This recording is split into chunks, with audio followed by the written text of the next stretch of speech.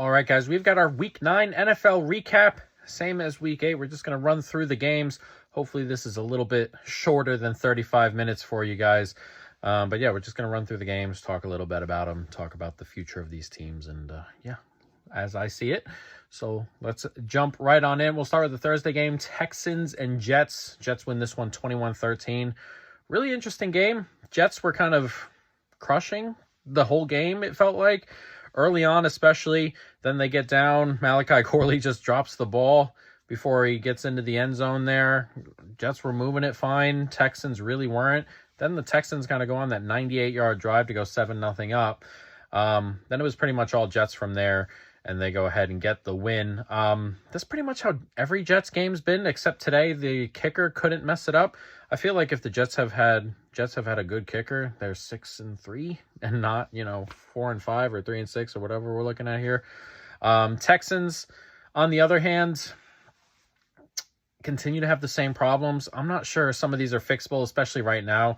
Diggs out for the rest of the year, and no Nico Collins right now, especially the pass game is kind of all over the place. And even though the early down stuff is still really bad, as we kind of been talking about, or I've been talking about for a little bit. We talked about it last week. Continue to talk about it until it gets better. Is the early down stuff is bad. When it gets to that, Stroud save us down, 3rd and 10, 3rd and 8, then he doesn't have the wide receivers to do it right now. So right now the offense is in a bad place, not a place you want it to be, at least. When Nico Collins comes back, it may be a little bit better, but I'm not in love with the play calling early. I'm not in love with the wide receiver core, maybe without Stephon Diggs here. It's kind of just Nico Collins, who's obviously excellent, and then, you get Tank Dell, who's really good and stuff like that, but is dropping off as, we go week to week here. So we'll have to deal with that, and the interior offensive line is just really horrible, which is funny because last year it was just as we spoke about, it's just a ragtag group of people, and they were doing much better than this group now that they're healthy, which is very strange. Kenyon Green went out hurt. I'm not sure what that injury looks like right now, but another interior lineman goes down, so we'll see going forward. I'm not in love with this Texans offense. Defense is pretty good, but yeah, not ideal on the offensive end. And Jets, as we said, you can kind of get at them. You can definitely run the ball on them for sure defensively. Offense is good enough, I feel like, going forward. And as I said, this should be a 6-3 kind of team right now, 5-4 at least, for a good kicker. So they've been in games. They've been on top in a variety of different games. They find funny ways to lose. They didn't find a funny way to lose this time. So a decent win for the Jets, and we'll see if they can make a playoff push. They certainly have the roster to do it. Next, we have Dolphins and Bills. Bills win this one 30-27. This was a pretty good game. Dolphins defense is just not there. It isn't. Josh Allen was doing Josh Allen things. It's funny, the Dolphins running game seems just perfectly built for this Bills defense. Every year they just seem to run the ball super well on them. Even in that playoff game when they had Skylar Thompson, they ran the ball pretty well that day.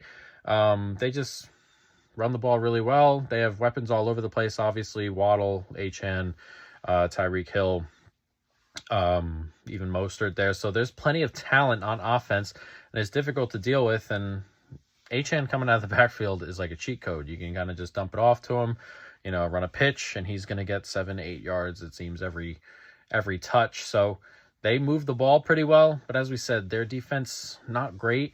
They felt they were coming from behind and kind of in the game the whole time, but it didn't really feel like they'd ever, take that step forward and get ahead and kind of seal this game off. And the Bills in the end do enough to, win the game. They get that late field goal. So really interesting game. Didn't learn a ton about these two teams. I kind of think these two teams are where they are. Dolphins are going to struggle on defense, going to have to do enough on offense. I mean, they played the Cardinals last week, and it was a similar story. They came up 29-28 short there as well, and they come up 30-27 short here. Bills, on the other hand, outside of the Dolphins, the defense plays pretty good, and, the offense is good enough. And as we said last time, having Cooper in the mix, it doesn't necessarily elevate the team, or it doesn't elevate, it's not like, wow, Cooper's an alpha and he's going to get, 6 catches for 80 yards every game. It's more of like Cooper's going to get the ones. Shakir's going to get some better matchups moving forward. Matt Collins is going to get some better matchups moving forward, that kind of stuff. So really helps the offense out in the wide receiver room, and the offense continues to click over there. So not a ton to learn from this game in terms of going forward, but interesting game nonetheless. Another one here, Broncos-Ravens. Ravens win this one 41-10. This was not a contest. And yeah, it shows on the scoreboard. Broncos probably deserved a little bit more than the 10 points they got. They moved the ball okay. It's interesting because Bo Nix is a funny quarterback. I mean, when you're watching, especially if you're watching like the all-22 stuff, if you're watching like the tape of Broncos offense, there's a wide open dude. Every play, it feels like they're scheming dudes open, and Nick's, off-platform throws, doesn't plant, that kind of stuff. Just doesn't get the ball to these guys. He's a good runner, and, he's a good scrambler and stuff like that. He's not a great thrower on the run kind of guy. It's very, very interesting stuff with the Broncos, but I thought they got humbled a little bit here. I never thought they were very good, but Ravens really torched this defense, which I didn't expect to kind of happen in this manner, at least. And the Ravens go out there and put up 41. And it was a very, very comfortable day for the Ravens, who really didn't have to get out of second gear after the first quarter. It was pretty much done already. So not a ton to learn here. Broncos defense versus an elite offense didn't go too well. And, Ravens held their own on defense, even though Broncos have some spurts where they kind of move the ball pretty well. But, this time around, not going to happen. So, yeah, a good one for the Ravens. Not so nice for the Broncos. Next one, interesting one here. Chargers beat the Browns 27-10 on the road in Cleveland. I'm going to say this every week, I feel like, the Jameis Winston experience. They move the ball in chunks. It feels good. The offense feels good for a bit. And then he just makes a boneheaded throw that kills the drive. Or, another interception, multiple this game. It's just the Jameis Winston experience. It's what it's going to be. It's what this Browns offense is going to be. And we said it last week after they beat the Ravens. What happens with the Browns on a week-to-week basis solely falls on if the other team intercepts the turnover-worthy throws from Jameis Winston. If they don't, they're probably going to lose the game. If they do, they're probably going to win the game. Chargers picked them off, I think, 3 times this week. Offense did enough, moved the ball comfortably. There's a little bit of talent here on this offense. Obviously, Herbert is a top 10 guy for me, for sure. I believe he's got that Aaron Rodgers season where he threw like 3 picks. I think the stat I saw with Herbert was like he's on pass per interception is like even less than that season. He really doesn't put the ball in harm's way. And every once in a while, he's got some really incredible throws in there. But also, there's something about the offense that doesn't feel super good. So we'll see going forward. We're going to figure out a lot about the Chargers over the next couple of weeks. After the Titans game this week, Bengals, Ravens, at Atlanta, at Chiefs, home to Tampa Bay. You're going to figure out everything you need to know about the Chargers over the next month and a half. As I said, their schedule up to now has not been, I haven't loved it. It hasn't been super great, or it hasn't been super difficult. So I'm still under the impression the defense is a touch overrated. I thought the Browns moved the ball pretty well, other than, Winston, his boneheaded throws and stuff like that. But just down to down, I thought they moved it okay. So we'll see.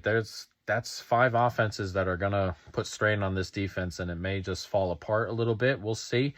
Or they may stand up and be what they've been all year and been elite. So over the next 5 weeks, you're really, really going to get a taste of what the Chargers are after this Titans game this weekend.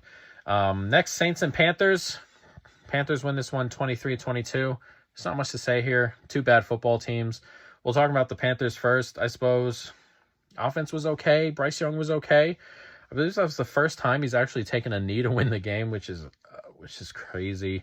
But he was all right. They won the game, obviously. This is a really bad Saints defense right now. But he also did it without any real weapons. Chuba Hubbard just got a contract today. Good runner. We'll see going forward. as I said, Bryce Young was okay. He was like midway. Like, he had an okay game today for Bryce Young, and he was still like negative in EPA kind of. So I'm not expecting him to kind of turn it around, unfortunately, but it was nice to see him get a win, and he had a big grin on his face and stuff, and that's always nice to see. As for the Saints, Dennis Allen's finally fired. I mean, I can't believe it took this long. I can't believe we're here with the Saints, but they have all sorts of problems. Offense, losing guys left and right. Olave hurt again. Olave should just be shut down for the year. I would have said that, but I think that's similar to Tua. He's had concussions, just as bad concussions as Tua over the last couple of years. He's had 5-ish. He's had 2 bad ones this year. That looked really bad. They had a tight end go out hurt on offense too. It's just a really bad team at the moment in a really bad way. Swapping head coaches midway through the season stuff. I'm not sure what they're going to do with Derek Carr. The cap situation's a problem. They've been kicking the cap down the road for like 6 or 7 years now. The best thing the Saints could do is just cut ties and just let everyone know, man, it's going to be a 3, 4, 5, 6 year rebuild, and just go with it. Just stop hanging on to this. Like, it's like they're on a ship trying to get to the playoffs every year with this giant rock freaking tied to their foot, trying to crawl up the ship or something. It's crazy. They need to just cut their losses and just rebuild. It's all right. Everyone gets it. But it's a mess over there in New Orleans. Raiders and Bengals. Bengals win this one 41-24. After halftime, this wasn't a football game. Bengals scored right before halftime to make it 17-10, and then it wasn't a football game after that. Raiders, there are some pieces on this team I kind of like. Bowers is obviously great. You got Crosby and you got Wilkins and a couple pieces on the defense. I like Jacoby Myers at wide receiver, but none of the quarterbacks are any good. I think the head coach, I love Antonio Pierce, Giants fan, man, and I really love him, but he's just not an NFL head coach, and it's fine, but another team that needs to just like cut his losses and redo it. Someone else needs to get in there and make the head coaching decisions, because the last 2 have been really bad. But the team itself is really bad. As for the Bengals, offense was clicking. Burrow threw 5 TDs. But yeah, defense still has a couple holes in it. Offense looks good week to week sometimes, and just keeps on rolling. But as I said, not too much to learn about the Bengals this week. Commanders and Giants. Commanders win this one 27-22 in New York. This was a really good bellwether game on how much the Commanders have grown. I mean, Commanders should have lost this game at home to if the Giants had a kicker. What is that, week 3, 2, 3? If the Giants had a kicker that week, Giants probably win that game outright. And then, a month and a half later, they come to New York and they were comfortably the better team. And it just shows their growth as the season's gone on, how much more efficient they've gotten, as I said, as the season goes on. So it's one of those games where you're like, the growth is there. You can see it from one week to another. They were comfortably in control of this game. Giants scored kind of late to make that 27-22. But an interesting game. But Commanders, this is what you come to expect of them week in, week out. Giants, on the other hand, this feels just kind of waiting for the season to be over, kind of reset.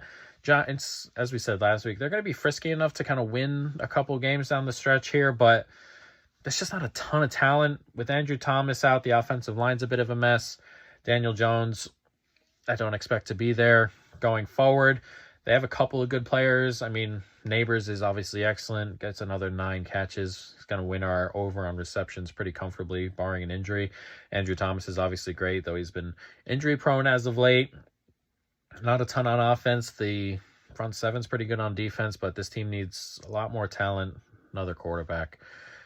So a lot to look at for the Giants. Commanders, as we said, just another week. Cowboys, Falcons. Falcons win this one 27-21. Falcons D played okay today. Don't love this Cowboys offensive line, and they don't have anything else outside of Dak and CD. And they were doing a pretty decent job dealing with that early on. And then the Cowboys lose Dak later on in the game. They were down 2 touchdowns going into the fourth without Dak. That was already it pretty much. But the Falcons offense kept on clicking, kept on moving forward when, easy kind of game here against a bad Cowboys defense. And as we said, Cowboys offense, not great. It probably should be a little bit better. But as we said, O-line's not good. There's no running game here. It's just Dak and CD. And Dak's hurt now. He's going to miss probably 3-4 weeks with that hamstring. I saw CD on the injury report today too. It's Thursday, so they can go into that game with the Eagles with pretty much nothing on offense, which is pretty scary for them. But as we said, Falcons just keep on trugging along against bad defenses and are in firm control of this division. Cowboys, on the other hand, season feels kind of over going forward. Patriots-Titans. Titans win this one 20-17. Not much to say about this one. We can talk through it a little bit. Two bad football teams. That's kind of it. All you have to say. Drake May, he's got his good and his bad. He had his chance in overtime through that pick down the field. A couple of bad throws, a couple of really good throws. He's an excellent scrambler. He obviously had that great play to tie the game up right at the end there. But again, offense not great around him. He's still got some growing to do. It's good he's getting his growing pains in and not like being completely awful, which is always nice to see of a rookie quarterback. Just kind of playing and not looking awful and having the flashes is all you kind of want to see, and hopefully that just gets better throughout this rookie year. Titans, again, they win the game, but as I said, two bad teams here. Don't expect much of going forward. Bears and Cardinals. Cardinals win this one 21-9. Yeah. The Bears defense seemed to quit here, which is a little bit concerning. There were some other things going on that were a little bit concerning. I really disliked the coach, Eberflus, and they kind of came out and backed him a little bit today, which is, I don't want to say worrying, but it's going to be difficult going forward. Bears still have 5 or 6. It might be all 6 of their division opponents still left on the schedule. Caleb Williams is not looking fantastic. DJ Moore is walking off the field during plays that aren't over yet. That was a funny one. I think he assumed Caleb Williams got sacked over there and he kind of limped over I think that's what happened, but I don't think he took himself off the field with, a lot of people are saying the injury thing. I don't think he took himself off the field with just that slight limp and whatever he had. I'd find it hard to believe. I think he just thought the play was dead over there and he was just pissed and put his head down and tried to get off the field. But yeah, it's not good on offense for the Bears. Odunze starting to pop a little bit, which is good. Keenan Allen has been a real disappointment, and he doesn't look particularly good running routes, doesn't look particularly good, doing anything really on the offense, which sucks for them, obviously, but it's a weapon. They thought they were getting a really good talent, and he's kind of just, not been great. But as I said, Odunze's popping out a little bit. You have to remember it's his rookie year too. He went for, I forgot what he went for in this game, 80, or actually he might have gone for 100. I know he had 80 at some stage. Might have gone for 100. As for the Cardinals, offense moved it pretty well here on a defense that I said might have quit. They were missing a couple pieces, but that run at the end of the half where they were kind of just running the clock out, DeMarcado, and he went for 6 on 50 yards. That kind of sealed the game off, really. And I believe all 3 running backs had a 15-plus yard explosive.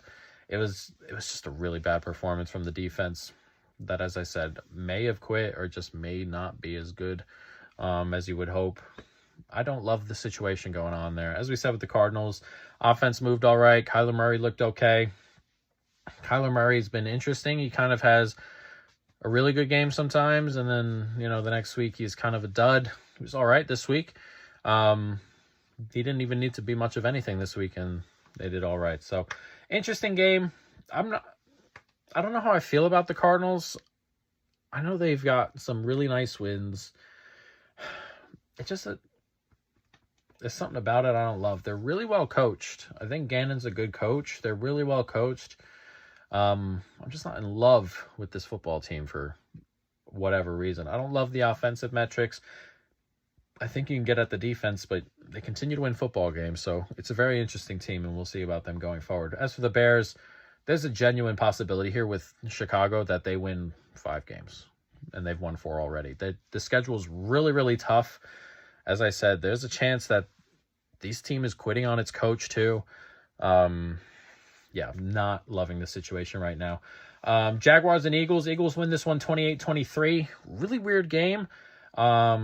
Eagles go up 22-0. Then they give up that soft TD. You know, it's a nothing in the third quarter. Then Barkley has that weird thing where he kind of just stumbles. No one touches him. He falls on the floor, loses the ball, and Trayvon Walker just manhandled everybody on his way to the end zone. And then it's 22-14, and all of a sudden we're in a football game again, and the Jaguars had a chance to win that game late. You know, late pick from Trevor Lawrence, and yeah, very weird game. And every Eagles game seems to be this way because the coaching is so weird and the decision-making is just horrific. Like, the decision-making all the time is just horrific from Philadelphia. And I don't know what to do with them. The offense, A.J. Brown is questionable this week. I think the offense kind of just stutters, doesn't exist when he's not on the field, which is crazy. He went off hurt in this game around halfway through, and the offense really didn't do much of anything after that. They had that drive to kind of get to 28, but after he goes off the field, he's not very good. And when he was off the field earlier this season, that didn't look very good. So he's definitely the most important player to the offense for sure. He needs to stay healthy going forward. As for the Jags, they were sellers at the deadline, and Trevor's hurt this week. I don't believe he's playing this week. I would shut Trevor down and kind of just see out the season, see what kind of draft pick we can get. Fire Doug, I've been expecting that for a while now. It hasn't come yet. So I would kind of just take a little bit of a reset in Jacksonville, but we'll see what they do going forward. As for the Eagles, they continue to win games. They have a really, really hurt Cowboys team coming on the road, and then they have that Thursday night game against Washington, which is all of a sudden gigantic. So a very interesting week coming for Philadelphia. Lions-Packers. Lions win this one 24-14 in Lambeau in a really, really, really rainy game. Really interesting game. Lions were kind of in control for a bit, and then Jordan Love threw that really horrible interception. We said last week he tends to have one of these a game right before halftime. Throws that really bad pick six to make it 17-3, and that kind of killed the game right there. Interesting stuff. Lions did really well. You know, I know they hear it too. You talk about all the time, can they play in the elements and that kind of stuff, and they came here and proved it, and then after the game they were talking about it a little bit. So Lions continue to look really, really good. Game plan didn't need to be super complex, didn't need to throw the ball a ton. They were just up and cruising for a long while. Packers, on the other hand, offense moves the ball, but as I said, they get some weird things. Jordan Love and Brett Favre are pretty similar. There's a lot of talent there with Jordan Love, and then a lot of what on earth are you doing with Jordan Love? As I said, the Packers move the ball okay, but in this weather, torrential downpour kind of stuff, when you throw that pick and it's 17-3 and then the Lions come out and score that TD, make it 24-3. Was it 3? It may have been 3. I think it was 24-3. Or 24-6, I think it was. You kind of just kill the game off, and there's just really no chance of you kind of coming back in that kind of predicament. So not ideal from the Packers, really good for the Lions. Just a really nice, solid win for Detroit there. Really nice. Rams at Seahawks. Rams win this one 26-20 in overtime. This was a really interesting one. Seahawks were moving the ball a lot. Rams defense still has holes in it, but they were moving the ball, and a couple times late, just some silly things. I mean, that pick six from Geno was really bad. That's kind of just what you get with Geno. He's going to have those lapses. I don't think they scored in any of their last 3 trips to the red zone. They had 3 drives there to get to and got into the red zone in all 3, and I don't think they came away with points in any. That really bad pick six in the end zone. They had the overtime one where they went for it and didn't get it. Rams, credit to Sean McVay, who's normally not like this, was really aggressive and late and in overtime to kind of go get that win. Really great catch to win it by Demarcus Robinson as well in overtime here. But yeah, these teams were pretty much even throughout the day. Seahawks, had their chances, man, and didn't come away with it today. And yeah, just that simple here. A pretty even game, interesting game, but not much to learn. Just two pretty decent teams going at it. And yeah, Rams coming out on top. It's just the way the kind of cookie crumbles there. Colts and Vikings. Vikings win this one 21-13. Yeah, Colts didn't score anything on offense. They moved the ball really comfortably early. Had that fumble on the first drive. After moving the ball down the field comfortably, they were running the ball pretty well. And then after that, really nothing on offense.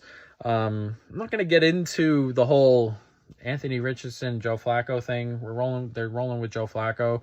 So we're rolling with Joe Flacco. I don't know. I don't know what to tell you, or I don't know what to say about that whole thing. Anthony Richardson has a great throw every game, just an unbelievable play. Anthony Richardson's also crazy inaccurate and throws some really horrible picks and has some really horrible misses. So I don't know. They're very. I think the outcome is similar, regardless. That being said, Vikings took a long while to get into this game and then kind of grew into it and got moving. They moved the ball okay. Darnold with a really bad pick. They had the fumble. There are cracks in this Vikings team, and on a different day, if they're playing a decent team, on Sunday night, they probably get beaten that game. Wasn't a good performance, but enough to get a win. And as I said, there are cracks here that I assume they're trying to figure out. Colts ran the ball pretty comfortably early. There are spots on the defense last 2 weeks you can really get at. The offense is showing a couple cracks here and there. They have plenty of time to fix it. I'm not saying it's not fixable or anything like that, but it's not the same as it was the first 3, 4, 5 weeks of the season. And I think that's pretty noticeable. But yeah, they have plenty of time to fix it. Schedule's easy. This is going to be a playoff team for sure. We'll see going forward, though. I think there are a couple cracks here. Then our final game, Buccaneers at Chiefs. Chiefs win this one 30-24 in overtime. Yeah, there's not much to say about the Chiefs. The defense is pretty decent, or pretty good, and then the offense does what it needs to do to win football games. No matter who they're playing, they'll play down to competition, up to competition, whatever it may be. Go into the football game, do enough to win the football game, and off they go. It's that simple. Bucs played pretty well here. They had some other chances that I think they missed. Baker continues to play pretty well. I thought last week they may have kind of just emptied the tank into that Falcons game with the way the offense is kind of built and who's left on the offense, but they put up a pretty decent performance here. Just couldn't quite get it. I don't love the coaching, as I said, Todd Bowles. If I were Tampa Bay, I would for sure fire Bowles at the end of the season and hire Cohen, and just promote him up into the head coaching position. He's done really well moving the ball, done really well calling plays. That's just what I would do. Bucs defense is still not very good, unfortunately, and that's that we talked about it last week, and I've talked about it all season. It feels like it seems the Bucs offense has to be perfect week in and week out, and when you're missing Mike Evans and when you're missing Godwin, it's those little margins that kind of get to you and cause you to lose games here and there, and it's a struggle for them to win football games right now, despite how good the offense is moving the ball with what they have. So we'll see going forward, but I think this is the Falcons division, and it'll be tough for the Bucs to make the playoffs from here. But yeah, that is NFL Week 9.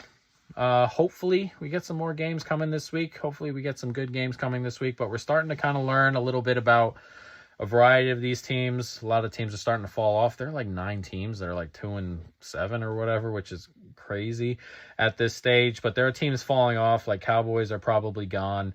You're getting the good teams kind of just starting to rise up a little bit. Ravens, Bills, that sort of stuff. And then just some teams who, they go through good spurts and then they hit the wall. Chicago, Seattle. So it's interesting. NFL's interesting week in and week out. But that is our Week 9 recap. And that's it.